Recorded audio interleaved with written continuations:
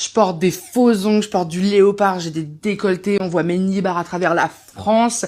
Et voilà, je suis vulgaire et je vais vous expliquer pourquoi. Je m'en fous. La grosseur, c'est tout de suite représenter quelqu'un de vulgaire. J'ai l'impression que j'ai pas le choix que d'être vulgaire. Déjà parce qu'il y a une injonction quand même globale sur les femmes, c'est que faut être discrète et classe et douce. J'ai comme choisi la vulgarité comme mode de vie parce qu'en fait, pourquoi est-ce que la vulgarité ce serait forcément quelque chose de négatif? Détrompe-toi.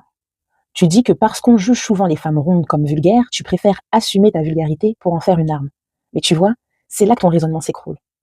Quand on te juge à tort, le vrai courage, ce n'est pas de jouer leur jeu en confirmant le cliché, c'est de leur prouver qu'ils se trompent, par ton élégance, ta retenue, ta dignité. Choisir la vulgarité, ce n'est pas de la liberté, c'est une réaction. Et une réaction, ce n'est jamais une libération. Surtout quand on vit dans une période où justement les gens reprennent le pouvoir sur leur image. On parle de grossophobie, on alerte et surtout, on apprend à s'aimer tel qu'on est, avec nos atouts comme nos défauts. Tu peux t'assumer pleinement, sans vouloir maigrir, sans te cacher, mais tu peux le faire sans tomber dans l'excès. Tu peux être toi, belle, affirmée, sans chercher à provoquer.